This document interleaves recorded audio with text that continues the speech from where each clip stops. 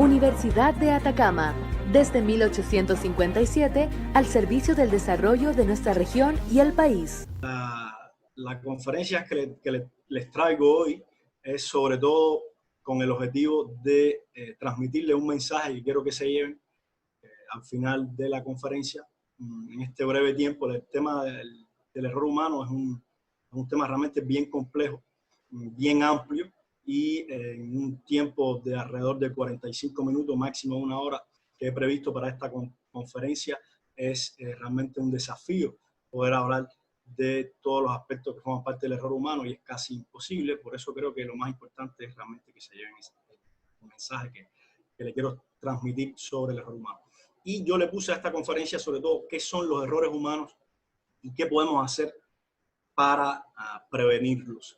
La estructura de la conferencia hay cuatro fases, 4 etapas. Vamos a comenzar por una breve introducción, donde vamos sobre todo a hablar de la definición del error humano de la manera más simple, con ejemplos que le lleguen a las personas, ejemplos del día a día, pero conociendo también que dentro de los que están participando hay un grupo significativo de profesionales que trabajan en el sector minero.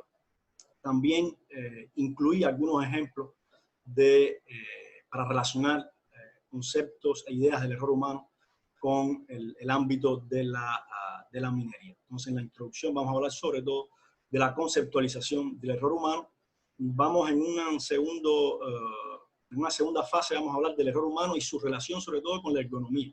¿Por qué el error humano realmente es relevante para nosotros que ejercemos en el ámbito o en el terreno de la ergonomía? Un tercer paso, tercera etapa de la conferencia sería sobre la prevención del error, porque creo que una cuestión extremadamente importante no es solamente saber qué es el error, sino qué podemos hacer para prevenir o gestionar el error. Y por último, yo preferí, fue también un consejo del profesor Jordán, que me ayudó y a quien le agradezco, con algunos comentarios, de transmitirle un mensaje final, que es lo más importante, que les debe quedar claro, más allá que un grupo de conclusiones que la mayor parte de las personas con el tiempo tienden a olvidar. En cuanto a qué es el error humano, aquí vamos a entrar un poco en la definición de una vez ya de lo que es el error humano. Es importante destacar que existen varias definiciones de error humano que ya han sido establecidas en la literatura sobre estos temas.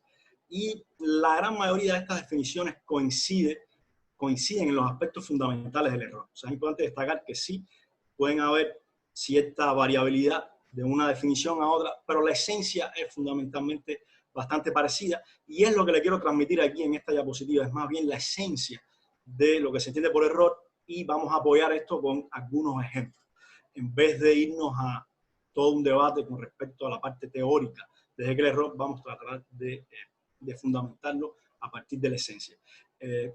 Esencialmente se considera el error humano una acción humana identificable que en retrospectiva, es importante señalar, poner énfasis en el aspecto de retrospectiva, se considera la causa de un resultado no deseado. Esto es una pequeña definición que hace el profesor Hollnagel en el año 2005. Eric Hollnagel es un profesor que quizás muchos de ustedes conocen porque es el padre de lo que le llaman el Safety 2 o la resiliencia también. O sea, algunos de nosotros que trabajamos también en la parte de seguridad industrial se empiezan a hablar de temas relacionados con la resiliencia, la seguridad 1, la seguridad 2. Hollnagel es uno de los padres de toda esta conceptualización, y él nos trae esta definición que, como les decía, es una acción humana identificable que en retrospectiva se considera la causa de un resultado no deseado.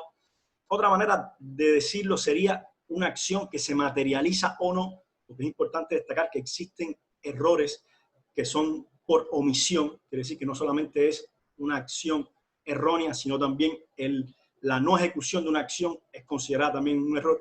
Entonces sería una acción que se materializa o no y que conlleva a una desviación con respecto al resultado esperado. Yo siempre pongo, cuando doy los cursos y las conferencias, lo que yo le llamo la analogía del arquero. O sea, un arquero tiene un objetivo, básicamente, que es que la flecha alcance el centro de la diana. Y para ello existe una serie de condiciones, el viento, la humedad, existen también diferentes tipos de flechas, diferentes calibres, existe también una formación, un entrenamiento, un cálculo que se debe realizar y dentro de todo ese proceso pueden ocurrir diferentes tipos de errores que vamos a ver están asociados también a determinados factores.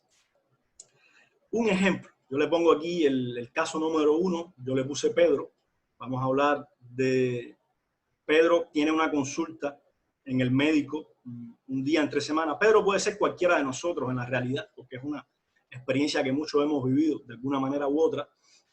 Pedro tiene una consulta en el médico un día entre semana a las 9 de la mañana y decide tomar el auto para realizar el trayecto entre su hogar y el centro de atención médica. Sin embargo, un conjunto de errores pueden dar al traste con el objetivo de Pedro de llegar a la consulta de manera puntual. Quiere decir que puede que llegue tarde debido a algunos errores que pueden producirse. Aquí yo les traigo algunos ejemplos de errores. Uno de ellos es, por ejemplo, Pedro sale de su casa, digamos que vive en un edificio de apartamentos en el último piso, piso número 30, y olvida las llaves. Él se da cuenta al llegar al auto que finalmente no trajo las llaves consigo, por lo que tiene que regresar por ellas. Eso es un tipo de error asociado a la memoria, a olvidos. Es un tipo de error bastante común y no solamente en contextos de trabajo laboral, sino también en el día a día, que es lo que le quiero transmitir. Otro ejemplo es que sin darse cuenta, Pedro ya va, busca las llaves, se monta en el auto, lo enciende y parte. Sin embargo, en un momento determinado, Pedro se da cuenta que tomó el camino que él emplea todos los días para ir al trabajo y no el camino que realmente lo lleva a el centro de atención médica donde él quiere llegar. Esto es otro tipo de error. Ya esto es un error que está fundamentalmente asociado a la atención. O sea, hay un elemento que influye en ese caso. Otro caso, estos dos primeros casos son los errores que se conocen como errores de ejecución. Sin embargo, hay errores también de planeación. El ejemplo que les pongo acá, Pedro se enfrenta a un tráfico inusual que cree es debido a un accidente importante. Es decir, que aquí hay un elemento de análisis, de percepción. Sería el equivalente al arquero que está calculando y él llega a una conclusión. Y basada en esa conclusión, toma un atajo que lo conduce a una calle cerrada para después darse cuenta que el tráfico solo era momentáneo. Ese es un tipo de error que está asociado a la planeación. Quiere decir que en la ejecución no hubo ningún problema. Sin embargo, la conclusión a la que él llegó inicialmente es una conclusión errada. Esto es un pequeño ejemplo que les pongo de diferentes tipos de errores que pueden surgir en el día a día de las personas. Si nos vamos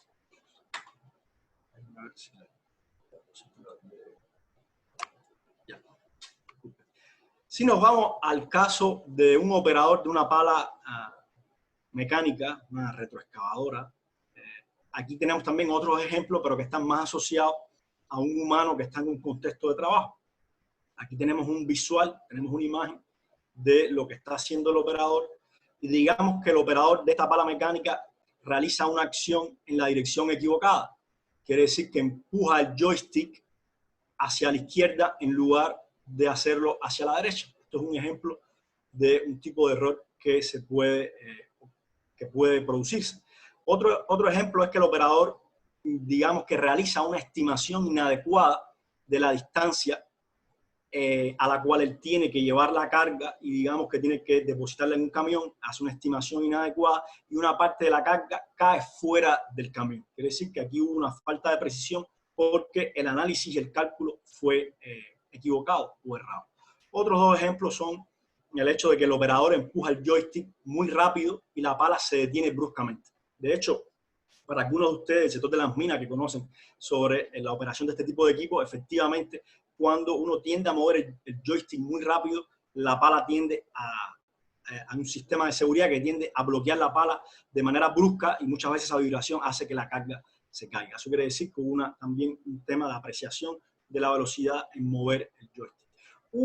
O bien, este último es que el operador olvida simplemente activar el sistema de detección de colisión de la pala y golpea al camión de carga. Hay algunas palas de estas que traen unos sistemas anticolisiones que pueden detectar la cercanía al camión y pueden detenerse de manera automática. Digamos que a él se le olvida activar este botón. Todo, hasta ahora lo que hemos visto son ejemplos concretos de la manifestación del error humano, y una de las cosas que vamos a discutir o que les voy a presentar yo en la conferencia es al final, bueno, cómo es que se llega a estos errores, o sea, y qué sobre todo podemos hacer para evitarlo. Dos otras definiciones interesantes, ya más sacadas de la literatura, es la definición de Reason, que hace en el año 1990. Reason, para aquellos que quizás conocen el modelo de accidente o incluso de error humano, también se puede aplicar, del queso suizo.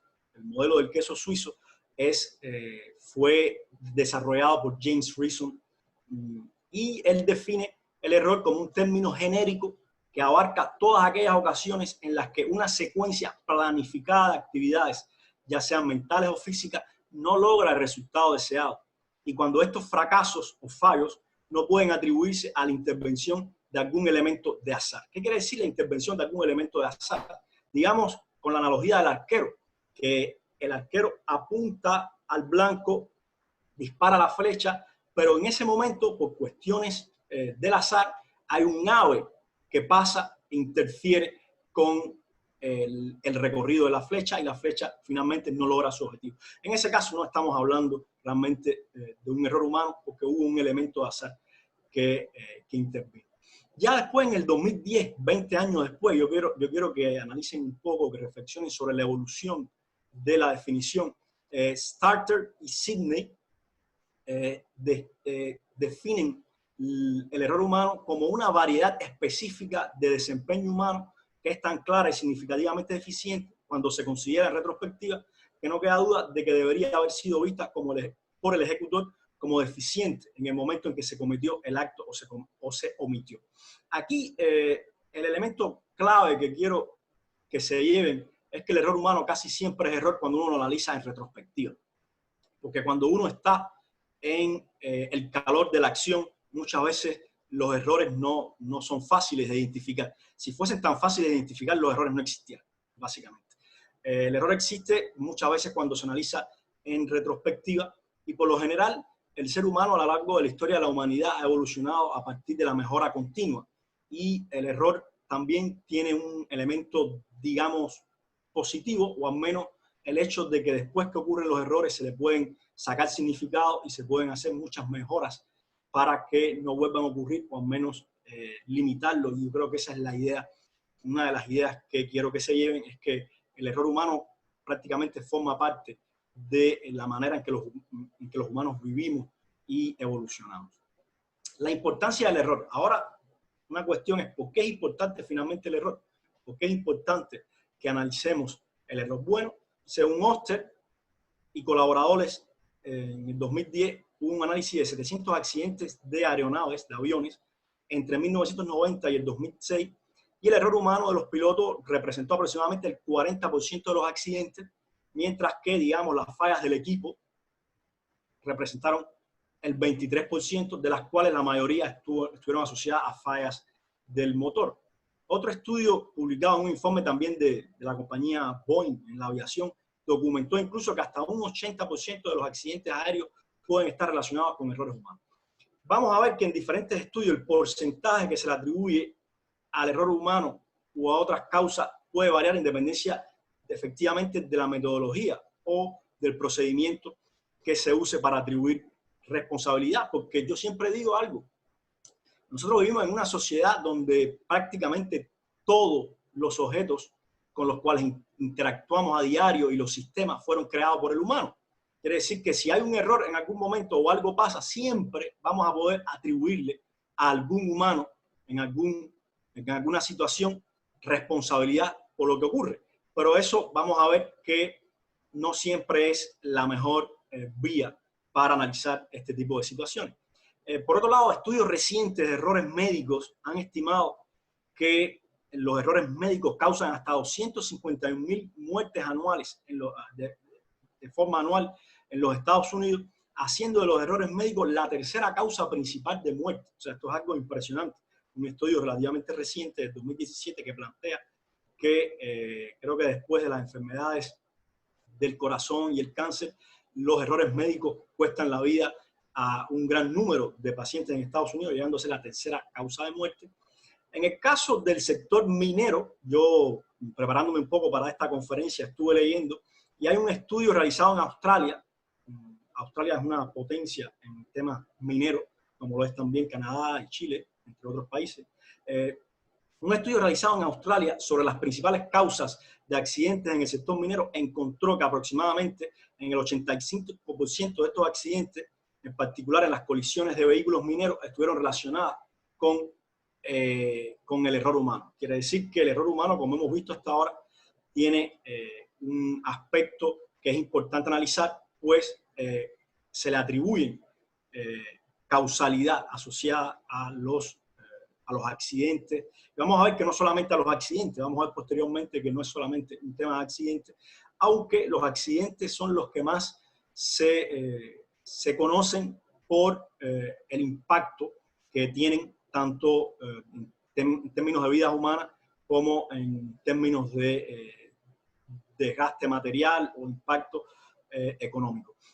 Solamente mencionarle algunos desastres que han ocurrido y yo le dejo buscar sobre estos temas para que es súper interesante ver qué es lo que pasó. Hay un desastre que ocurre en el aeropuerto de Tenerife en marzo de 1977, que es el accidente más grande que ha ocurrido en la historia de la aviación. Y no fue un accidente que ocurrió en vuelo, fue un accidente que ocurrió en plena pista cuando dos aviones Boeing 747, básicamente en aquella época eran los aviones más grandes que existían, porque no había todavía el Airbus 380, que ya sí superó en cantidad de pasajeros.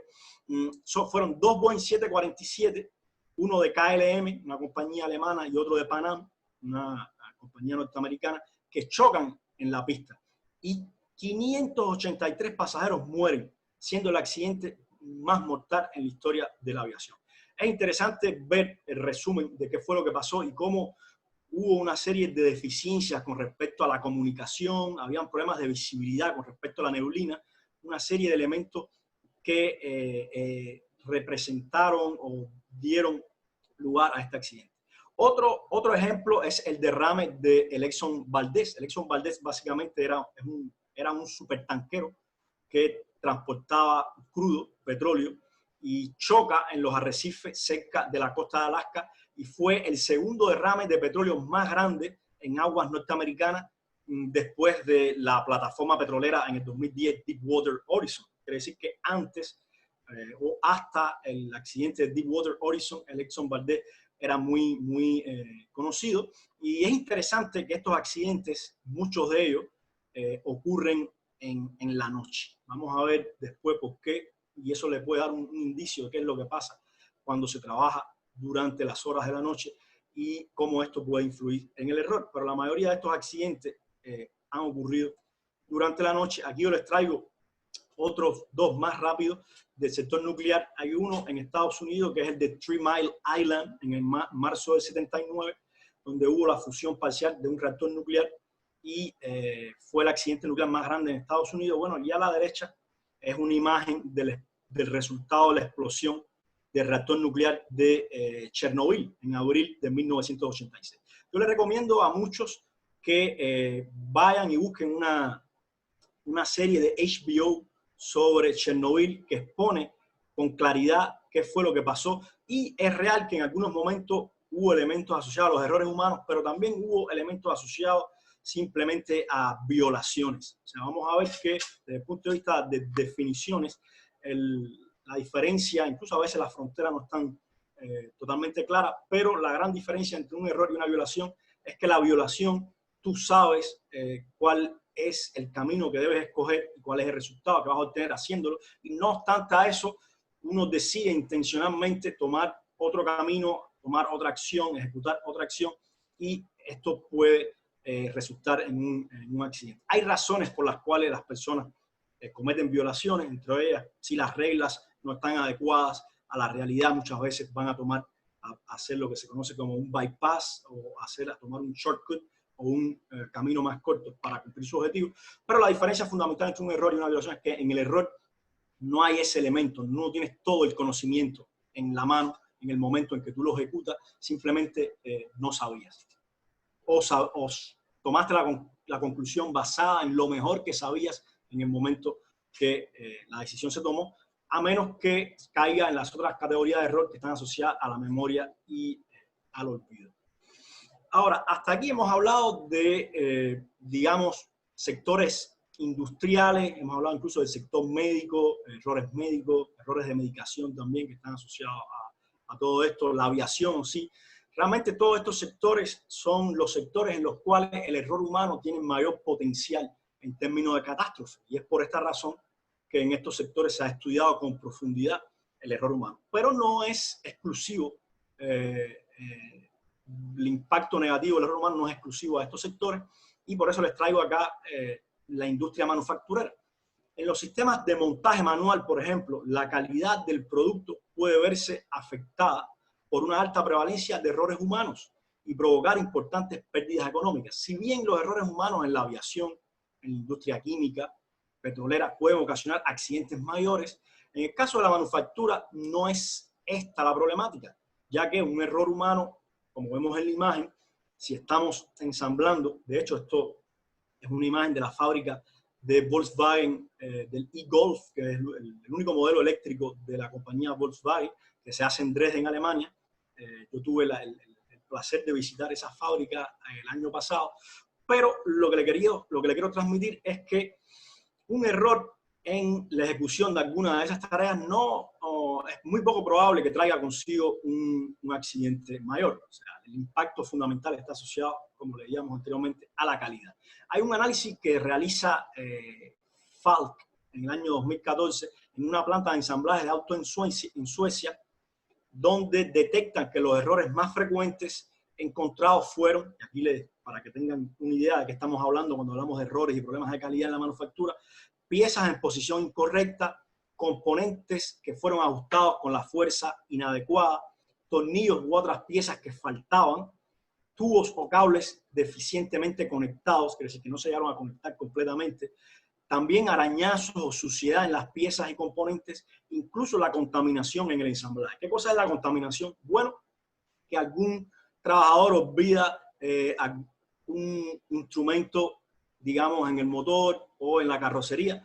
Esto parece ser algo como, wow, ¿eso cómo puede ocurrir? Bueno, se conoce, por ejemplo, que en el sector de la salud, en cirugía, ha habido casos de cirujanos que han olvidado algunos instrumentos de trabajo dentro de los pacientes incluso. O sea, eso ocurre más de lo que uno quisiera creer. Y hay un caso reciente del año 2019 donde Boeing le vendió unos tanqueros, unos aviones que básicamente transportan combustible para los aviones de guerra, y detectaron que habían piezas y herramientas que habían sido dejadas por los trabajadores dentro del fuselaje del avión.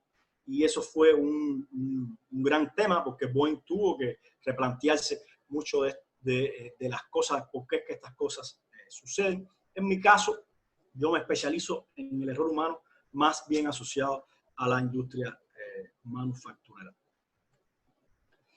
Como les decía, lo más problemático en el caso de la industria manufacturera son los costos. O sea, no es un tema de que se vayan a perder vidas porque va a haber una explosión, pero sí hay costos asociados a los problemas de calidad, costos asociados al retrabajo, quiere decir todo el tiempo extra de ensamblaje dedicado a corregir el error sobre el producto, las piezas que se deben descartar porque ya no sirven, porque se perjudicaron o se hizo una intervención sobre la pieza que se rompió, digamos, los costos asociados a la postventa, cuando uno vende un producto no tiene la calidad, el cliente lo envía hacia atrás y uno tiene que corregirlo, todo esto tiene costos asociados.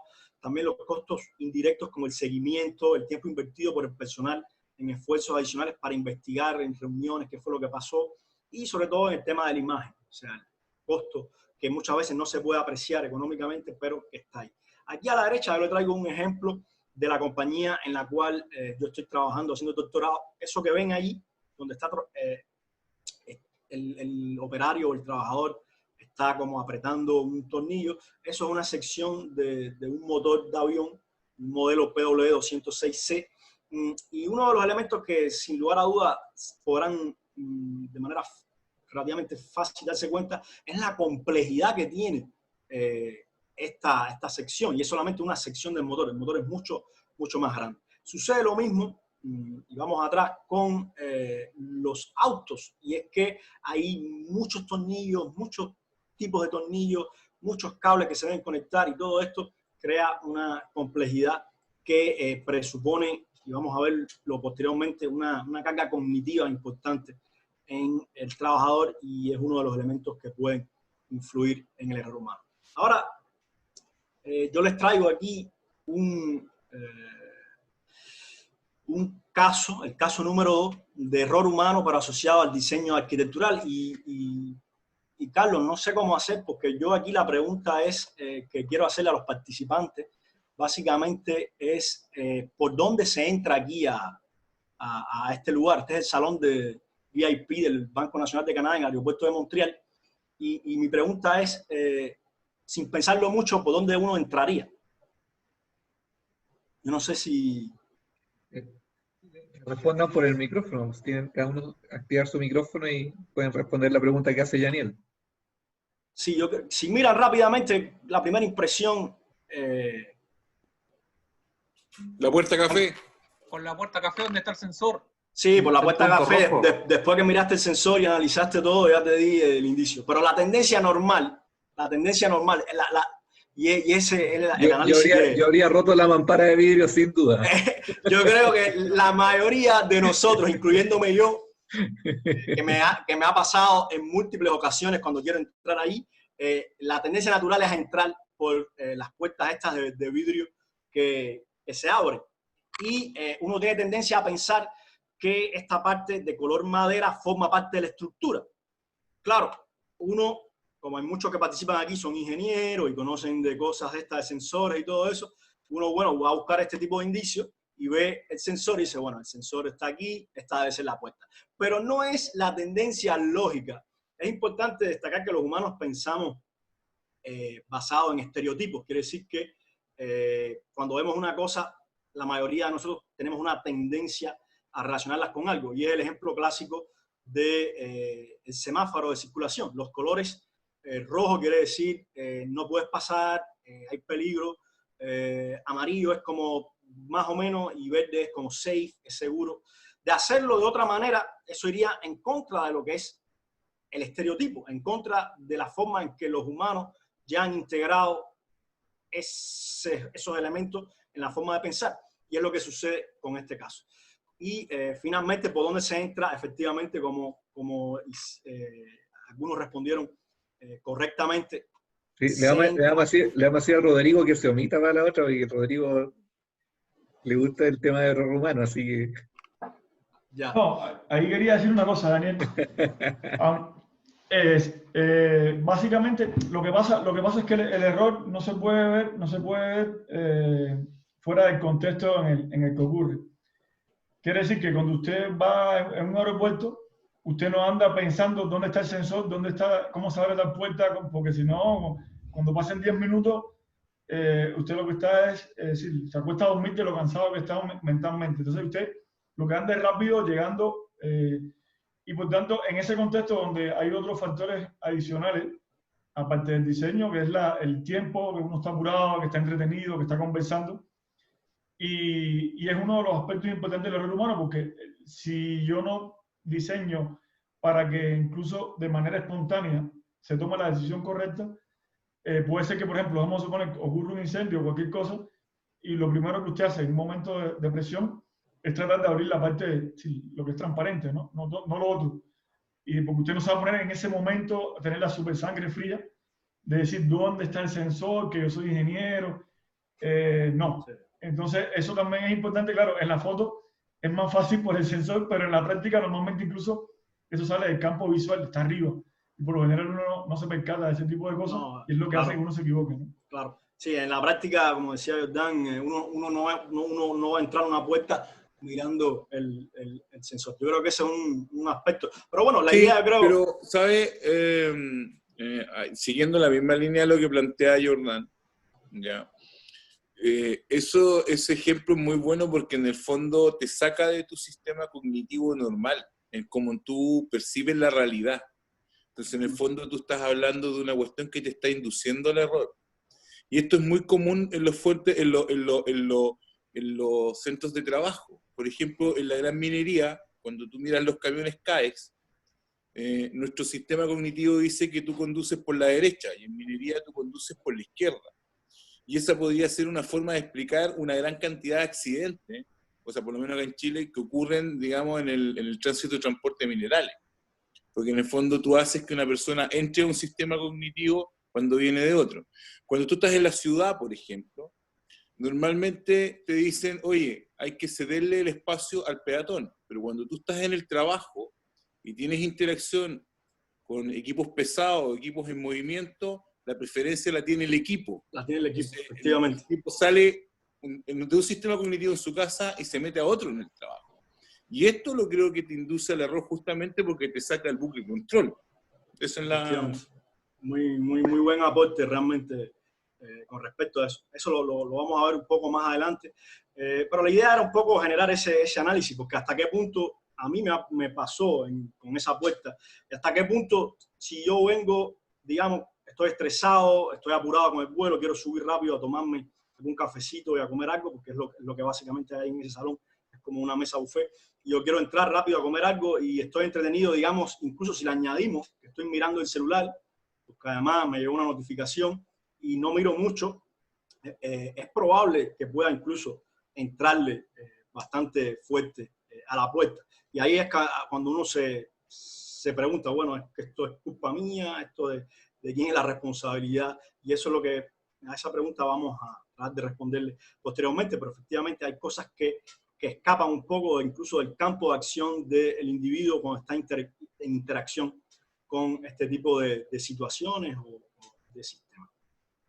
Y esa es la gran cuestión, o sea, y es por eso que esta imagen es la introducción a esta reflexión sobre el error humano. ¿Son los errores humanos la causa fundamental de los accidentes y problemas de calidad o son solamente el resultado de fenómenos más complejos dentro del sistema de trabajo? Yo creo que la intervención que hacían hace unos instantes va encaminada a eso. Y yo creo que el mensaje, y lo vamos a ver a medida que vayamos avanzando en la presentación, es un poco responder a esa pregunta. Hay una frase de Séneca. Séneca era un filósofo romano y fue también político. Él tiene una frase en latín, pero se le voy a traducir que más o menos qué es lo que dice.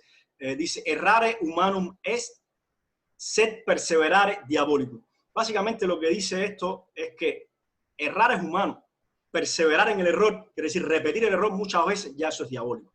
Básicamente eso es como la frase que tenemos nosotros los latinoamericanos, creo, eso de tropezar 2 veces con la misma piedra, ¿no? O sea, uno puede tropezar una vez y quizás hasta 2, pero ya cuando uno tropieza muchas veces, entonces uno se cuestiona hasta qué punto uno está aprendiendo del error, porque hay un elemento también de aprendizaje que está asociado. Quiero que se lleven ese mensaje. Incluso hay algunos profesores como Sidney Dekker, si algunos han leído sobre Safety Differently, él llega a plantear que los accidentes son normales y que el error humano no existe. Es un planteamiento, uno no tiene por qué estar totalmente de acuerdo, pero el mensaje está un poco alineado con eso. O sea, realmente el error forma parte un poco de la vida diaria de los humanos. El profesor Eric Horner incluso prefiere hablar de acciones humanas erróneas. Aquí solamente un detalle. El tema de error humano como concepto, como 2 palabras, a veces encierra el hecho de que hay como una culpabilización automática del humano que se equivocó o que hizo algo mal. Y por eso, en el caso de Eric Horner, él prefiere hablar de acciones humanas erróneas para quitarle un poco esa connotación negativa que se le ha dado. Yo, sin embargo, siempre en mis artículos y cuando escribo, yo digo claramente, estoy hablando de error humano como categoría de análisis, pero no con una intencionalidad en el sentido de atribuir una causalidad o algo negativo en el humano. Creo que eso es importante que se tenga en cuenta. El error humano tiene ese elemento. A veces cuando uno habla del error humano es como que ya, es la culpa del que estaba ahí y punto, y con eso resolví el problema. No, aquí estamos hablando del error humano como una categoría conceptual que debe ser analizada y explorada para determinar de dónde viene y evitar en un futuro que ocurra. Por eso yo no soy partidario de decir que el error humano no existe o que se le debe llamar de otra manera. El error humano es error humano y no podemos sentirnos mal, lo que tampoco podemos usarlo abusivamente para atribuir una cierta culpabilidad al humano, y es lo que vamos a ver. Hasta acá, lo más importante que nos tiene que quedar claro a todos es finalmente qué es el error humano, y es la idea que yo le quiero transmitir, y con algunos ejemplos de qué es el error humano, y ya estamos un poco entrando en el debate acerca de, bueno, finalmente ahora a quién se le atribuye, de dónde viene la causalidad, la responsabilidad, por qué es que terminamos chocando con el vidrio, por qué es que finalmente hay un accidente cuando hablamos de minas, que de hecho una de las grandes problemáticas de las minas, como se señaló anteriormente, son las colisiones entre el equipamiento minero, que es problemático. Pero bueno, ¿por qué es que llegamos ahí? Y aquí entonces vamos a profundizar un poco más. Esto sería como un segundo nivel de análisis, un segundo nivel de profundización, donde vamos a entender un poco el error humano, y vamos también a entrelazarlo y a relacionarlo con la economía, que en definitiva es el objetivo de esta conferencia, ya que todos nosotros obramos en el marco de la economía. Básicamente, en el análisis del error humano, en el tratamiento, en el abordaje del error humano, hay dos grandes enfoques, y eso es algo que tenemos que tener bien claro. El primer enfoque es un enfoque centrado en la persona, y este enfoque básicamente se centra o toma como punto de partida el hecho de que los errores de los individuos están asociados a olvido, falta de atención o debilidad moral, a imprudencia, a negligencia. Este enfoque se centra a buscar la causalidad directa en el individuo. Si algo pasó, hubo un accidente, algo tuviste que hacer mal, hay algo contigo que no funciona. Es un enfoque, vamos a ver, que vamos a debatir sobre ventajas y desventajas o los límites que tiene cada uno de estos enfoques. El segundo enfoque es el enfoque que se considera, se conoce como enfoque centrado en el sistema, y se enfoca, valga la redundancia, en las condiciones bajo las cuales los individuos trabajan y en tratar de construir barreras o defensas para evitar errores o mitigar sus efectos. Este enfoque dice, no, nosotros los humanos tenemos que vivir con el error, cometemos errores, pero vamos a ver cómo hacemos para diseñar los sistemas para que no induzcan al error, o que básicamente los sistemas mismos sean antierror, por así decirlo. El enfoque que se le puede llamar sistémico, es importante destacar que es coherente con la ingeniería y con la economía, porque la ingeniería y la economía son disciplinas que se centran en el estudio de los sistemas de trabajo. Pero es importante destacar que a veces uno se nos olvida, el ser humano, la persona, forma parte del sistema. Quiere decir que de alguna manera el enfoque centrado en el humano no es que esté errado totalmente, y es como yo lo veo, y es como en muchas discusiones con algunos colegas especialistas en esta materia, con Jordan, hemos llegado a la conclusión de que es un enfoque que quizás es limitado en su accionar, pero no es del todo desaceptado, porque también hay una cierta responsabilización del individuo que tiene que venir en todo esto. O sea, no podemos tampoco decir, bueno, siempre es el sistema, siempre es el sistema, siempre hay alguna... No, también uno sabe, por ejemplo, que debe dormir 7 horas y la fatiga tiene una influencia, y si tú sabes que tienes que operar una maquinaria pesada el otro día, y si tú hiciste la fiesta el día anterior y tomaste bebida y dormiste 3 horas, hay una cierta responsabilidad también. O sea, no podemos tampoco descartar el hecho de que el individuo también puede desempeñar un rol. No obstante, nosotros como ingenieros, como ergónomos, también estamos un poco limitados en lo que podemos hacer con el individuo, como vamos a ver después, y nosotros somos básicamente diseñadores de sistemas, no diseñadores de personas.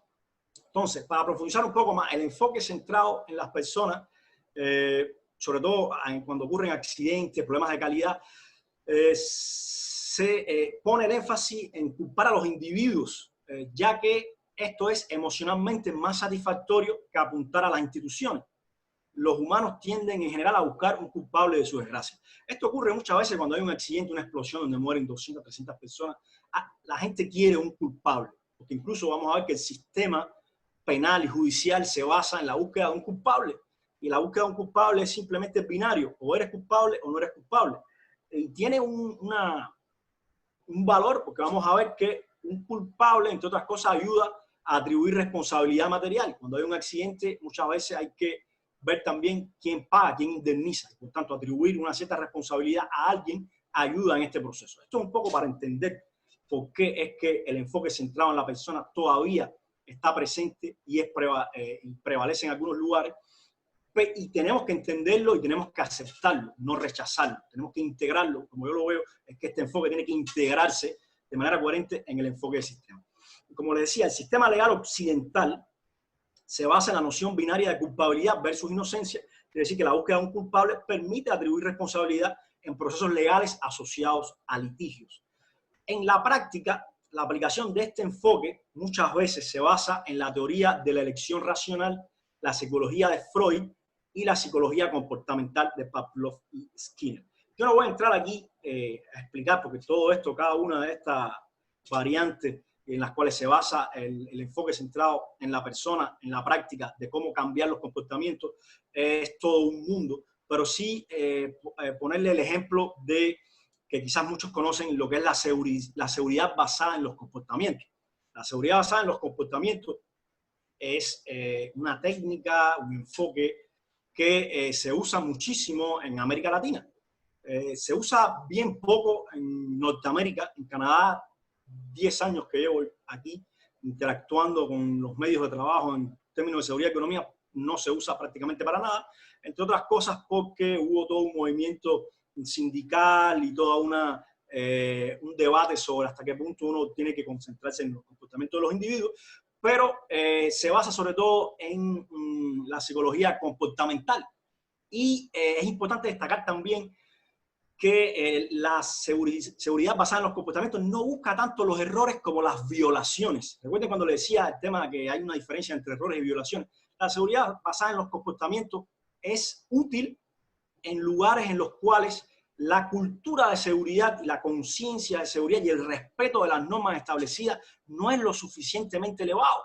Y es por ello que tenemos que introducir un seguimiento bastante cercano a nivel individual de qué es lo que la persona hace, porque a pesar de que se le ponen los cascos a disposición, que hay reglas, que hay cosas que están establecidas, las personas deciden simplemente no usarlo porque les molesta o por lo que sea. Estas cosas son más raras en sociedades como las nórdicas, las europeas, países desarrollados, donde el individuo mismo tiene un nivel de conciencia de la seguridad y de todas estas cosas que es mucho más elevado y decide que es importante ponerse el cinturón, que es importante ponerse el casco y por tanto no es necesario estar detrás del individuo y tratando de modelar el comportamiento del individuo. Es simplemente un paréntesis que le quería poner aquí con el tema de la seguridad basada en los comportamientos y lo que explicaría por qué en América Latina es todavía muy empleada, incluso viéndolo de una manera crítica, pero analizando también algunas ventajas o elementos positivos que pueden tener, pudieran usarse de esta tendencia. Pero, sin embargo, adherir sistemáticamente a un enfoque centrado en el individuo no es beneficioso para mejorar el desempeño del sistema en su conjunto. Es muy interesante y muy emocionalmente satisfactorio y desde el punto de vista legal es increíble que tú encuentres un culpable porque al final te vas a sentir mejor, ese culpable puede que vaya a la cárcel, ese culpable puede ser incluso que la compañía de seguro que asegura al médico, en la foto que tenemos ahí, digamos, un médico que por cuestiones que después vamos a analizar, tomó un error y costó la vida a un paciente, después les pasa al colimador y al final, bueno, sí, tú dices fue el médico el culpable y el seguro paga, indemniza, pero en términos de mejorar el sistema, en términos de mejorar el hospital, de mejorar las condiciones en las que ese médico trabaja, de mejorar el trabajo en equipo, la comunicación, las herramientas con las que él trabaja, no mejora absolutamente nada. Sí, ya tienes un culpable, pero no mejoras el sistema. Y yo creo que ese es un elemento que limita el enfoque centrado en el sistema, en el individuo, disculpen. Ahora tenemos el enfoque centrado en el sistema. Bajo este enfoque, los errores son vistos como consecuencias. Fíjense que aquí no vemos como que el error humano es la causa y el que cometió el error es el culpable. Aquí estamos hablando de que el error humano es visto como una consecuencia más que como la causa, y los orígenes del error no se asocian a los fallos en el individuo, sino a factores en el sistema que se le llaman causas latentes. Quiere decir que hay elementos en el sistema, como hablábamos ahorita, que inducen de alguna manera al error. Y el enfoque centrado en el sistema para trabajar el error humano lo que dice es que, bueno, vamos a ver, vamos a detectar, vamos a ver todos estos elementos que pueden en algún momento inducir al error y vamos a ver cómo los podemos cambiar, modificar o mejorar. Si bien es difícil cambiar la naturaleza del ser humano, sí se pueden modificar las condiciones bajo las cuales las personas trabajan, promoviendo un sistema que garantice el mejor desempeño posible del trabajador. Eso es otro elemento que quiero que se subraye con respecto a que es mucho más fácil, entre comillas, cambiar el sistema y el diseño que cambiar a las personas. Todos lo sabemos. Nosotros mismos, cada fin de año, hacemos como, digamos, nos ponemos objetivos que después nos es casi imposible cumplir, porque nos es muy difícil cambiar. Entre ellos, este año voy a bajar de peso, este año voy a ir al gimnasio, y no es nadie que nos lo esté imponiendo, nosotros mismos nos estamos poniendo una serie de objetivos, sin embargo, no somos capaces de lograr nosotros mismos los objetivos que nos ponemos. Quiere decir que si nosotros mismos no somos capaces de cambiarnos a nosotros mismos, esto parece un trabalengua, pero es así, imagínense ustedes cómo podemos, a partir del sistema, cambiar al individuo. Se puede hacer, se puede inducir cambio, hay una serie de cosas, pero estamos hablando del desafío que representa cambiar al individuo con respecto a cambiar los elementos del sistema. Los errores siempre van a ocurrir, pues forman parte de la variabilidad del desempeño humano. Por ejemplo, y es lo que le hablaba en algún momento en la presentación, el proceso de aprendizaje en los seres humanos está acompañado del error. O sea, no existe el aprendizaje si no existe el error. Así que el error tiene un elemento positivo y es todo lo que entra dentro de la teoría de la resiliencia. Y para hacer otro paréntesis más, le hablaba anteriormente, esto es toda una teoría desarrollada por Eric Hornagel, el padre de la seguridad 2. Y una cosa interesante sobre esto que yo debatía con Jordan y creo, no sé si con Carlos y Pamela, pero bueno, es importante saber porque Eric Hornagel en su libro Seguridad 2, cuando habla de estos temas, lo dice claramente. Muchas cosas y muchos elementos que él toma para su teoría de la resiliencia, quiere decir, la resiliencia básicamente es, no podemos hacer nada con el error, lo que tenemos que hacer es adaptarnos al error y vivir con el error y hacer sistemas que sean resilientes, quiere decir, sistemas que absorban el error y sean capaces de amortiguar el impacto. Es decir, bueno, vamos a tener errores, pero vamos a ver cómo hacemos para gestionar el error y que la consecuencia del error se limite o nunca se produzca. Esa es la base de la resiliencia. Pero la base de la resiliencia es algo súper interesante a lo que le quería decir, es que está asociada a la economía francesa, a la economía francófona que habla del margen de maniobra y todo esto que quizás ustedes han ya oído de la parte de Pamela o de Carlos. Y efectivamente todo esto del margen de maniobra tiene que ver con darle al trabajador un margen para que pueda hacerle frente a los imprevistos, partiendo del principio de que los imprevistos y el error forma parte de la naturaleza del trabajo que realizan los humanos. Yo quiero nada más puntualizar sobre ese tema del hecho de que tenemos que vivir con el error y de alguna manera los fallos o errores son considerados como resultado de las adaptaciones necesarias de los individuos para hacer frente a la complejidad del mundo real. Quiere decir que en un mundo que es cada vez más complejo, es normal, es previsible que cometamos errores. Y esos errores son los que nos van a ayudar a nosotros a adaptarnos y en la próxima vez que enfrentemos una situación similar, lo vamos a hacer de una mejor manera porque vamos a tener herramientas a mano, nos vamos a preparar y vamos entonces a hacerle frente a esta situación y el error humano no deberá producirse. Hay una relación directa entre el error humano y la complejidad y básicamente mientras más complejo es un sistema, entonces si no se toman las acciones correspondientes, la probabilidad de error puede aumentar. Entonces, aquí tenemos, hasta ahora hemos hablado de enfoque de sistema, yo parto del principio de que muchos entre nosotros conocemos al menos qué cosa es un sistema, pero vamos a precisarlo. Un sistema es un conjunto de elementos o partes que se interrelacionan formando un todo más complejo que las partes aisladas. Aquí tenemos el ejemplo del cuerpo humano. El cuerpo humano es un sistema que, yo iba a hacer la pregunta si ustedes consideran el cuerpo humano como un sistema simple o complejo, pero es una pregunta retórica, porque en la pregunta misma está la respuesta. Es básicamente un sistema muy complejo. ¿Por qué? Porque, bueno, es un conjunto de elementos o partes que se interrelacionan formando un todo. Quiere decir que hay muchas partes que forman el todo. ¿Y por qué es que es complejo? Bueno, porque ¿qué es la complejidad? La complejidad es la cualidad o característica de un sistema asociado al número de elementos dentro del sistema, así como al número de interrelaciones entre estos elementos. Nosotros, humanos, sabemos que nuestro cuerpo tiene muchos elementos o subsistemas, porque tenemos aquí el sistema visual, el sistema digestivo, los riñones, los pulmones, el sistema respiratorio. Quiere decir que hay dentro del cuerpo humano, que en sí es un sistema, tenemos muchos otros pequeños sistemas que están interrelacionados entre ellos. El número de interrelaciones es gigantesco y además el número de sistemas o partes del cuerpo es también gigantesco. Quiere decir que la complejidad del cuerpo humano como sistema es muy elevada. Quiero que esto sirva para hacer énfasis finalmente, porque siempre estamos hablando, bueno, enfoque de sistema, la complejidad del sistema. Aquí la idea es definirlo de una manera clara, simple, pero que quede claro que primero qué es un sistema y segundo qué es lo que se asocia como complejidad de un sistema. Ahora, hasta aquí estábamos hablando de un sistema y poníamos el ejemplo del cuerpo humano, pero nosotros, la mayoría de los que estamos aquí, no les pedí que se presentaran, pero la mayoría no somos médicos, por tanto el sistema del cuerpo humano, salvo para nosotros mismos, cuando estamos enfermos en algún otro momento, no es algo que realmente estudiamos o nos interesa. Los ergónomos no nos interesamos exactamente al sistema del cuerpo humano, aunque sí la biomecánica, la fisiología, tratamos de entender cómo el cuerpo humano reacciona al trabajo, pero no estudiamos la interioridad, las interioridades del sistema del cuerpo humano. Sin embargo, sí estudiamos el sistema de trabajo y por eso es que aquí yo le traigo ahora la definición de sistema a partir de centrarnos en la parte laboral, en la parte del sistema de trabajo.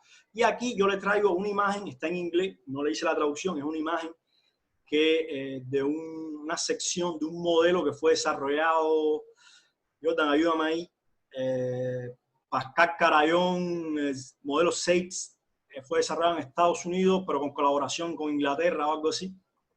Bueno. No, ahí... ¿Cómo es la historia de este modelo? No, muy rápido, a partir del año 99, cuando el Instituto de Medicina de los Estados Unidos publica un documento donde dice que errar es humano y casi prácticamente reconoce que los errores médicos que ocurren están provocados en gran medida por los sistemas, por el sistema en el cual se desarrollan los médicos, los profesionales de la salud. A partir de ahí ya Pascal, que es una reconocida ergónoma, una de las ergónomas más reconocidas en estos momentos en el mundo, que trabaja los temas de sistemas y que trabajó con Hendry, que fue el padre de la ergonomía organizacional, había trabajado anteriormente con Smith, otro reconocido ergónomo de Estados Unidos, y habían desarrollado el cuestionario macroergonómico, y ya ella pasó entonces a aplicar sus conocimientos de macroeconomía al sector de la salud. Y desarrolla el modelo SAPES inicialmente, y ya posteriormente, ya incluso tú fuiste que me lo enviaste porque yo no estaba enterado, está el SAPES 3. Sacan el SAPES, que es uno de los modelos más usados en el mundo, en la parte de sistemas de trabajo aplicado a la salud. Y posteriormente entonces sacan el 2 y últimamente sacan el 3. Básicamente la teoría que sustenta todo esto es la teoría de sistemas sociotécnicos. Exacto. Gracias por la precisión. Esta imagen entonces es una pequeña sección de este modelo de que estamos hablando, y es la sección que es más genérica porque la otra parte del modelo está asociada a los sistemas de salud. No es el caso, queremos ver el sistema de trabajo en su globalidad. Los sistemas de salud pueden verse también como un tipo específico de sistema de trabajo. Y básicamente dicen, bueno, los sistemas están compuestos de 6 elementos. al centro, y no por gusto está al centro, del modelo del sistema de trabajo está la persona o las personas. Bien decimos person o persons, entre paréntesis S, porque pueden ser equipos de trabajo también. O sea, la persona no solamente trabaja de manera individual, sino trabaja también en equipo. Entonces, cuando hablamos de las personas, representa al trabajador o grupo de trabajadores, pero también tenemos que entender los supervisores, los gestores, incluso los utilizadores o los usuarios también pudieran ser las personas que debemos analizar cuando analizamos el sistema de trabajo. También tenemos las tecnologías y las herramientas con las que estas personas interactúan. Son los objetos que las personas utilizan para hacer el trabajo o que ayudan a las personas a hacer el trabajo. Además de esto, tenemos la organización. ¿Qué hablamos aquí de organización? Incluye, aquí hablamos más bien de organización del trabajo, aquí no de la organización como institución, es importante destacarlo. Incluye, por ejemplo, el número de horas trabajadas, las pausas, el trabajo por turno, la rotación y el trabajo en equipo. Básicamente incluye cómo se organiza el trabajo. También hablamos de la tarea. La tarea son las acciones específicas dentro del proceso de trabajo más amplio. Quiere decir que sí, para obtener un auto completo ensamblado se deben ejecutar una serie de tareas.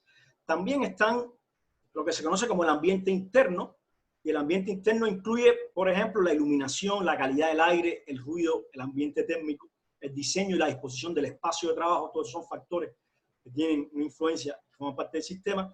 Y por último está lo que se denomina el ambiente externo, y aquí sí se incorporan factores sociales, económicos, ecológicos, políticos, de nivel macro, que están fuera de la organización. Se pudiera decir fuera de la organización, pero fíjense que aquí en el esquema están identificados como en la frontera de la organización. No es que están fuera, es que están en la frontera del sistema de trabajo. Y estos elementos son los 6 elementos básicos de un sistema de trabajo. Yo creo que este modelo a mí me parece muy interesante porque sintetiza de manera relativamente simple toda la complejidad que se puede asociar a los elementos que forman parte del sistema de trabajo, y aquí lo podemos ver. Ahora aquí, yo le traigo el caso número 3. Aquí tenemos una mina, creo que en Indonesia, de carbón a cielo abierto.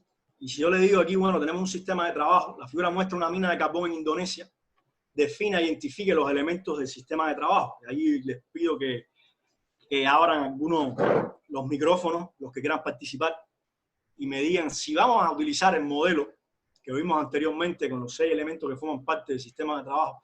Digamos, si seguimos la lógica del modelo, cuando hablamos de personas aquí, ¿quiénes serían las personas a las cuales nos estamos refiriendo? Para los especialistas de las minas. Los operadores de los CAEX y los operadores, en este caso lo que yo veo, los operadores de los CAEX, tenemos los operadores de la pala, y ahí andan, yo creo que esos viejos son los topógrafos que andan ahí. Parece ser que hay algunos que están haciendo alguna actividad fuera. Efectivamente, quiere decir que como mínimo se pueden observar, hay 3 grupos de trabajadores, digamos, los operadores de los camiones, los operadores de las palas mecánicas, y efectivamente habíamos identificado que también en el terreno, al parecer, hay 2 trabajadores que están haciendo algunas operaciones de lecturas de instrumentos, de mediciones, geolocalización, cosas de este tipo. Y ahí tenemos identificadas las personas. Y con respecto a la tarea, bueno, la tarea varía. Es importante, depende si eres el operador de una pala, que si eres el que está haciendo el levantamiento topográfico, o si el trabajador que estamos analizando es el operador del camión. En el caso de la herramienta y tecnología, básicamente los camiones y las palas mecánicas. En el caso de los otros 2 que tenemos ahí, serían las herramientas con las que ellos trabajan. La organización del trabajo tendría que ver con los turnos, con los horarios, cuánto tiempo, cuántas horas se trabaja, cómo se toman las pausas ahí cuando uno está en una mina. Si definimos una pausa como un tiempo que permite descansar al ser humano en un ambiente agradable, digamos, o propicio al descanso, habría que cuestionarse o preguntarse dónde estos trabajadores pueden descansar, pueden almorzar tranquilamente. Una de las cosas que muchas veces sucede es que por ahorrar tiempo y todo esto, las pausas se toman dentro de la misma maquinaria y se come ahí y se hace prácticamente todo dentro de la maquinaria. No es lo ideal. tampoco juzgo en el sentido de que muchas veces lo que es ideal es difícil de implementar y tiene costos significativos. Por eso lleva un análisis que es importante que se realice. En el caso del ambiente interno, pues bueno, ahí tenemos muchísimas cosas que influyen en el ambiente interno. El calor, el polvo, que puede estar asociado a esto. El calor puede dar deshidratación, todo esto forma parte del ambiente interno. Y el ambiente externo yo diría que tiene que ver con las regulaciones del sector minero en Indonesia, que probablemente no son iguales o las mismas que en China, o hay un micrófono creo abierto por ahí, que no son, las regulaciones no son exactamente igual que en China o en Canadá o en Chile, y el contexto o el sistema de trabajo también está condicionado de cierta manera por estas regulaciones y este contexto más amplio que es el de la sociedad. Las regulaciones en términos de seguridad y salud, economía y todo esto varían de un país a otro y esto influye también en el sistema de trabajo. Quería ponerle este ejemplo concreto que quizás para muchos de ustedes le sea más vinculado a la realidad del día a día. Vamos a pasar la diapositiva. Se demora un poco.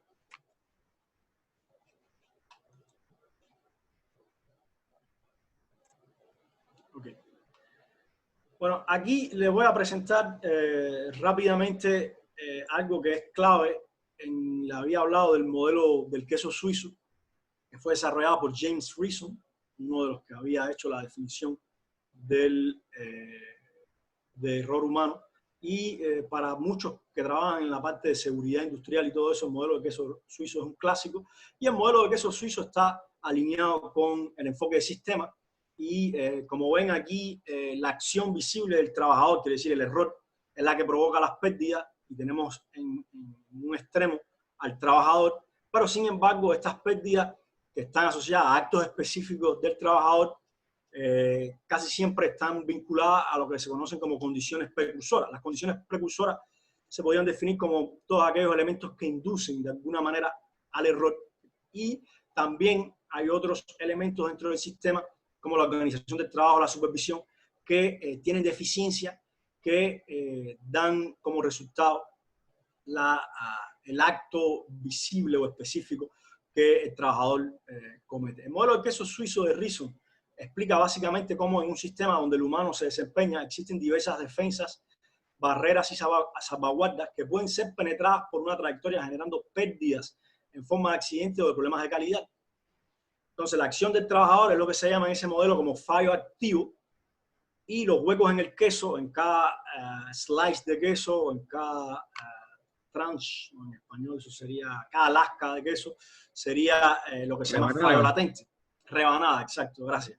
En cada rebanada de queso sería... Sí, eso sería lo que es el fallo latente. Básicamente, quiere decir que casi siempre que hay un accidente, un problema de calidad, tenemos una tendencia a ir a buscar solamente el lado donde está el trabajador, pero sin embargo, nosotros como profesionales del análisis y el estudio del diseño de sistemas tenemos que ir a buscar más allá. Yo dividí el modelo como en dos secciones, donde las dos primeras secciones uno pudiera asociarla al individuo, pero sin embargo, las otras capas, incluso aquí hay solamente 4 capas o rebanadas, pero pueden haber muchísimas otras, la gran mayoría o muchas de las otras están asociadas al sistema.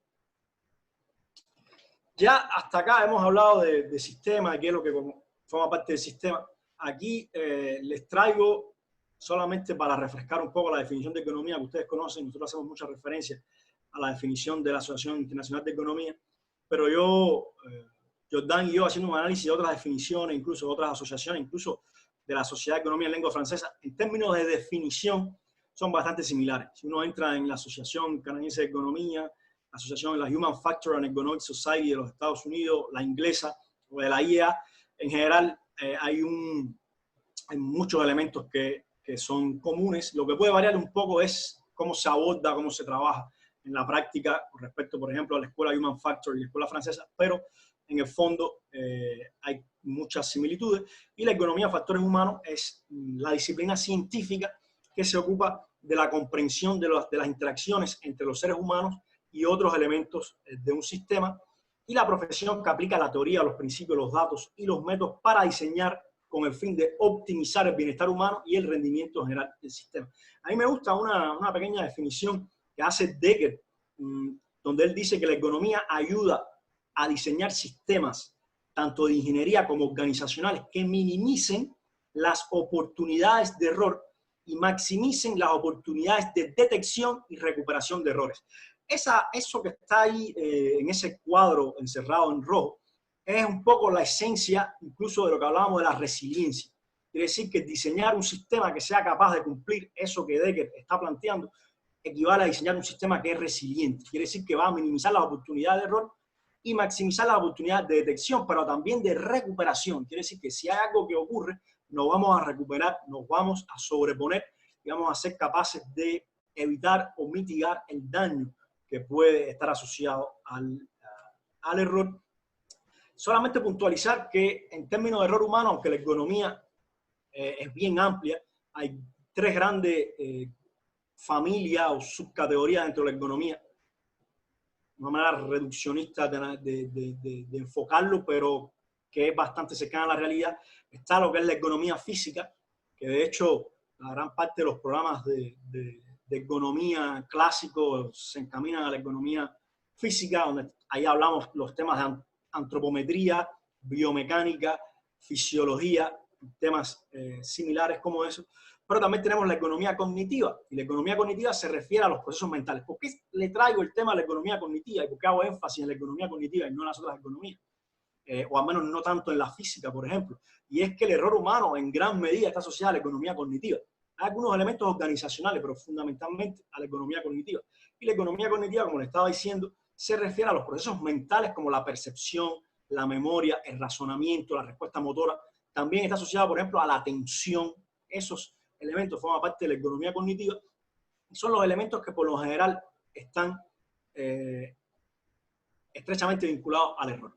Los temas relevantes en ergonomía cognitiva incluyen, por ejemplo, el estudio de la carga de trabajo mental, la toma de decisiones, el desempeño humano, la interacción hombre-máquina, la fiabilidad humana, que tiene que ver con el cálculo de la probabilidad de error humano, el estrés laboral y la formación, en la medida que puedan estar relacionados con el diseño del sistema humano. Aquí vemos que, como les hablaba anteriormente, hay un vínculo estrecho entre la ergonomía cognitiva y el error humano. Hasta aquí hemos hecho énfasis en dos cosas fundamentales. Primero, qué es el error, y segundo, a qué está asociado y de dónde viene y cómo se puede abordar de una mejor manera el error. Ya habíamos concluido un poco que el enfoque de sistema es un enfoque superior al enfoque centrado en el individuo, aunque no obstante el enfoque centrado en el individuo no es un enfoque que se debe desechar, sino que se debe integrar dentro del enfoque de sistema. Pero yo quiero creer que más importante que todo eso, aunque a la misma vez es el antecedente de esto que vamos a hablar ahora, es el tema de la prevención del error. Y qué podemos hacer finalmente ante toda esta problemática del error humano. Aquí yo les traigo un modelo que fue desarrollado por aquí en Canadá. De hecho, este modelo que está acá es una simplificación de la realidad, como todo modelo. Podemos estar media hora criticándolo, pero lo que tenemos que ver es lo que nos aporta. Este modelo es básicamente un estudio que hicieron Colus junto con otros colaboradores de acá de Ontario sobre la manufactura, está enfocado en la manufactura, y estudiaron los análisis que se habían hecho, algunas investigaciones que se habían hecho sobre el tema de los factores humanos, los efectos en el humano, los errores y los efectos en el sistema. Y ellos llegaron a la conclusión de que existe una relación que básicamente ellos le llaman factores humanos, está asociado a las demandas físicas y psicológicas y a los factores individuales. Aquí abajo tenemos una lista de algunos ejemplos. En campo físico, la fuerza, la postura, tenemos la complejidad, la repetitividad que está asociada a veces a la monotonía, la rotación, los descansos, la iluminación, el equipamiento. Hay un sinnúmero de elementos que están asociados a lo que le llaman factores humanos que influyen en la demanda física y psicológica, y también están los factores individuales como la edad, la experiencia, la formación de los individuos. Y esto tiene un impacto directo en el humano, en la carga de trabajo, en la fatiga, puede ocasionar lesiones, problemas de salud, y como consecuencia de esto pueden ocurrir errores que tengan un impacto en la calidad, en la productividad, en la eficiencia, en la efectividad y también en los accidentes, aunque como hablábamos en el sector de la manufactura, un modelo centrado en el sector de la manufactura, los accidentes son un poco menos relevantes con respecto a los temas de calidad, productividad y eficiencia. Sin embargo, esto no es toda la realidad, también existe un camino alternativo, porque uno puede, por ejemplo, sin llegar a tener efectos en el humano, uno puede cometer errores, digamos, un trabajador en el cual la iluminación no es la adecuada, simplemente se cometen errores porque la iluminación no es la adecuada. No siempre estos elementos provocan efectos en el humano visibles. Creo que eso es lo que se quiere transmitir. Y este modelo resume en esencia un poco cómo es que se llega al error, cómo es que al final los humanos cometen error. Y esto lo que plantea es como los antecedentes o los elementos que se les puede atribuir una cierta influencia en el desempeño humano que da como resultado el error. Entonces, cuando hablamos de prevención del error, es importante destacar que en la práctica existen un sinnúmero de factores que pueden tener una influencia en el desempeño humano, los cuales dependen en gran medida del contexto de trabajo. Quiere decir que los factores que influyen o que tienen un impacto en la ocurrencia de un error en una mina no son los mismos que pueden tener una influencia en la manufactura. Vamos a verlo con dos ejemplos finales para concluir. Entonces es importante que se tenga en cuenta el contexto, es un análisis caso por caso.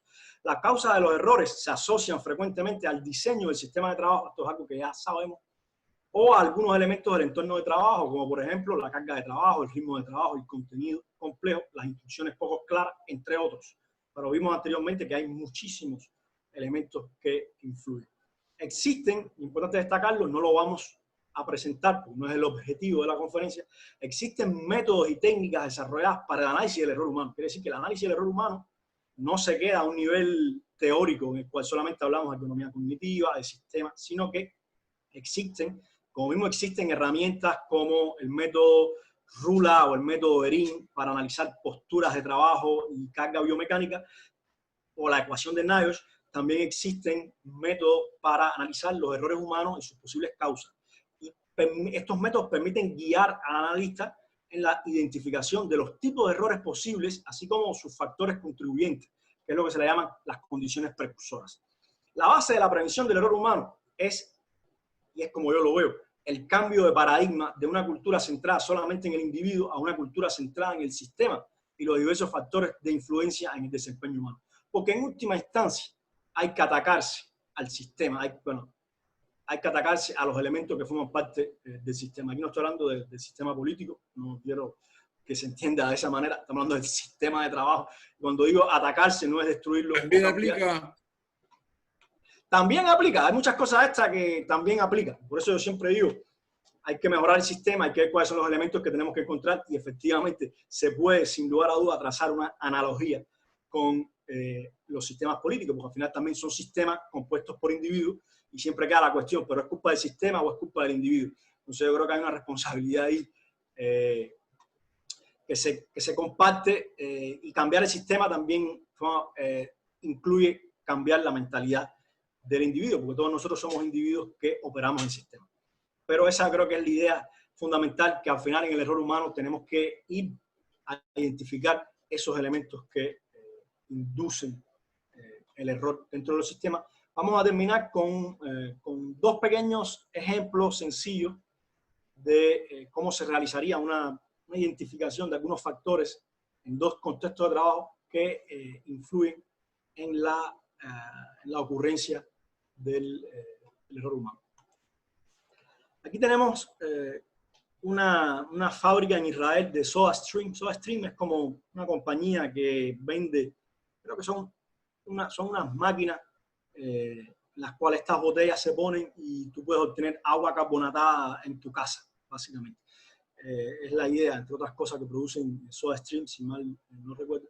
Aquí tenemos unos trabajadores que están haciendo, evidentemente, una inspección visual de la calidad de la botella. Es decir, que yo quiero ahí que se pongan un poco los lentes de ergónomo, de analistas que van al terreno, a analizar la realidad del terreno, para entender un poco cuáles son los factores, los determinantes de esa tarea. del trabajo, de la actividad que están ejecutando ellos, pero sobre todo identificar factores que pueden influir en el trabajo.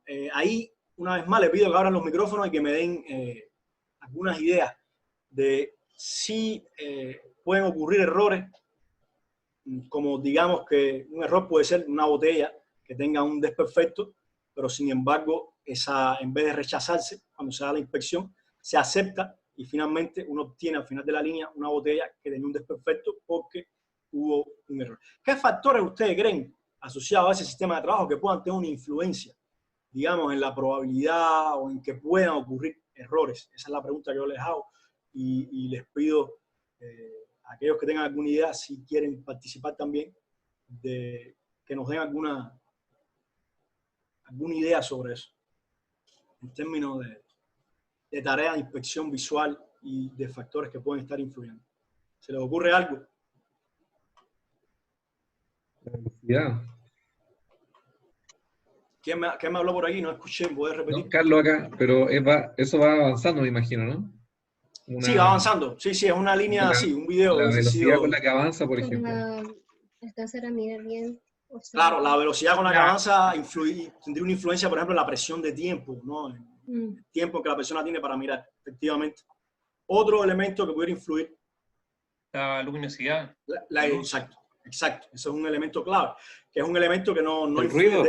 El ruido también. En el caso de la luz, es clave, porque esto es una tarea esencialmente visual. Bueno, todas las tareas que los humanos realizan tienen el componente visual, porque no lo hacemos con los ojos cerrados, pero hay tareas que demandan más el sistema visual, es lo que le quiero decir. Efectivamente, la iluminación, lo que hablábamos de la velocidad con que se mueve la estela, eso tiene que ver con la repetitividad del trabajo, tiene que ver con la monotonía también, son factores que influyen. Aquí yo le había puesto 4 o 5 nada más, pueden ser muchos otros. Es importante destacar que si hacemos la lista puede ser al final de 20, 30, pero sin embargo no todos tienen la misma importancia.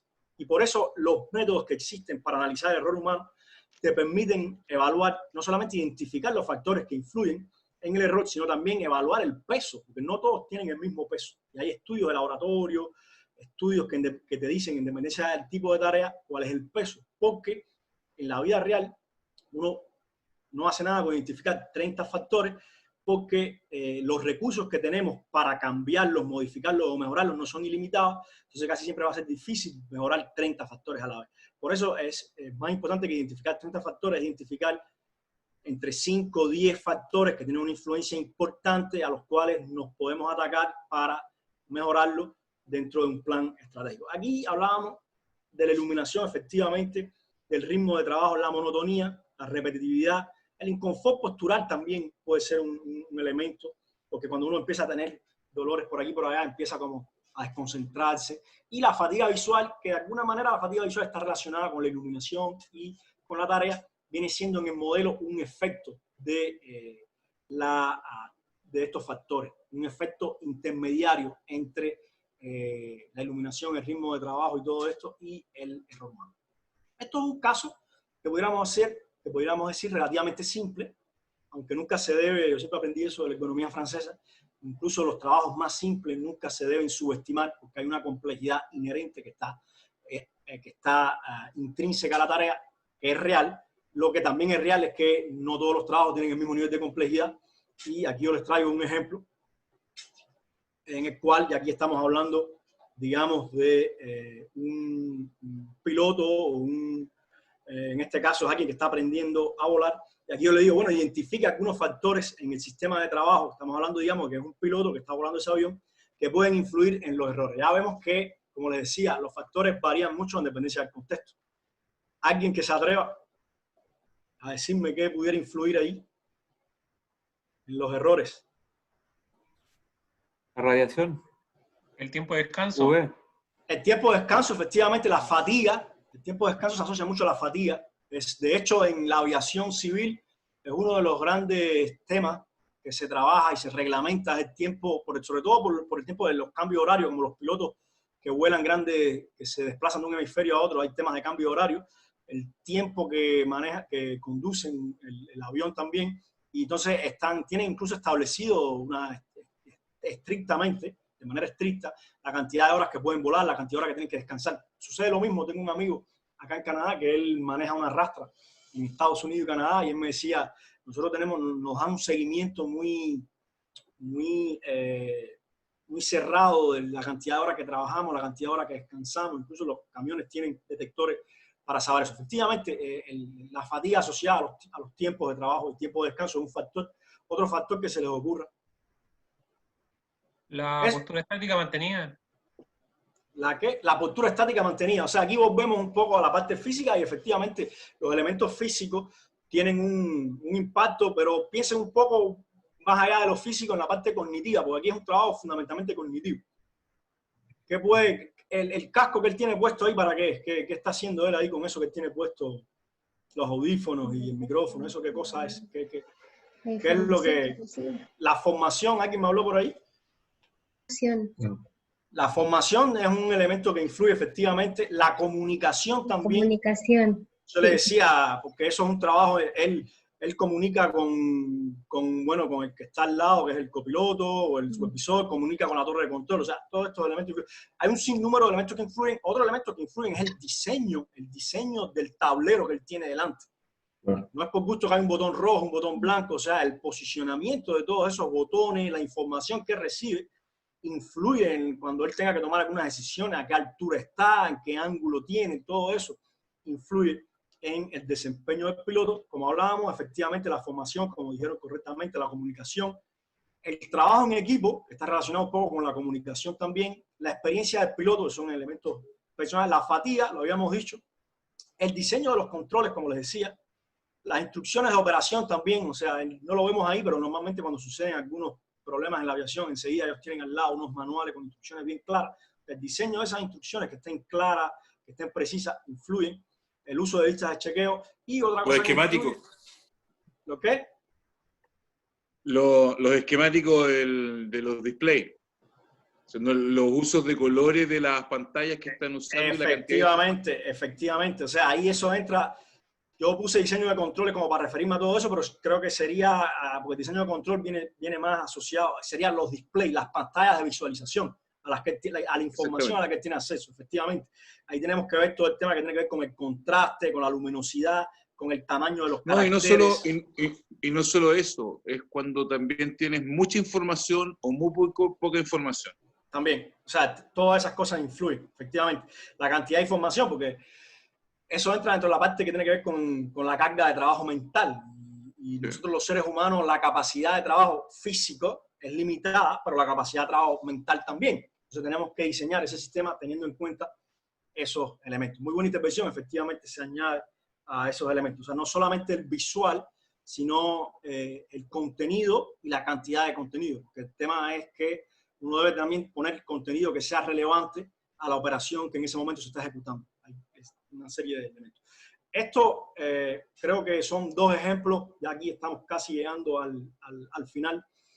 Son ejemplos, como les decía, para practicarnos un poco, a ver de dónde vienen estos factores que influyen en el desempeño humano, pueden provocar el error, pero como les decía, existen métodos estructurados que tienen incluso listas de factores que se pueden identificar, se pueden evaluar y se pueden hasta cierto punto cuantificar, hasta los límites de donde la cuantificación se puede hacer, como igual en biomecánica, en fisiología, pero existen esos métodos que nos ayudan a hacer este tipo de análisis de manera más estructurada, de manera más, yo no diría que seria, porque lo estamos haciendo de una manera seria, pero sí de manera más estructurada y más completa, digamos, para llamar de cierta manera. Entonces, hasta aquí ya estamos acercándonos al final y yo quiero que el mensaje final de la formación, yo voy a retomar algo que ya lo habíamos dicho en la formación, en la conferencia. El mensaje fundamental que yo quiero, y lo pongo en inglés, porque a veces cuando uno hace la traducción se pierde un poco el espíritu, se lo pongo en inglés para aquellos que puedan comprenderlo, y se lo pongo en español también. Esto es una frase tomada literal del profesor James Reason, uno de los grandes padres de todo lo que es esto del error humano. Antes que él vino Jan Rasmussen, que es también otro de los grandes creadores o que investigaron los temas del error humano. Después James Rasmussen se basó mucho en los trabajos Reason se basó, discúlpenme, en los trabajos de Rasmussen y creó el modelo del queso suizo, entre otros. Y el mensaje en inglés sería algo así como: we cannot change the human condition, but we can change the condition under which humans work. En español sería algo así como, no podemos cambiar las condiciones humanas, o al menos es muy difícil la condición humana, pero sí podemos cambiar las condiciones bajo las cuales los humanos trabajan. Quiere decir que nuestro rol como ingenieros, como especialistas en ergonomía, como profesionales que estudiamos los sistemas de trabajo, es influir, identificar esos elementos que están ahí, que tienen una influencia en el desempeño humano, en el error humano, para tratar de mejorarlo, de cambiarlo y de influir de esa manera en el desempeño humano. Yo creo que ese es el mensaje final. Universidad de Atacama, desde 1857 al servicio del desarrollo de nuestra región y el país.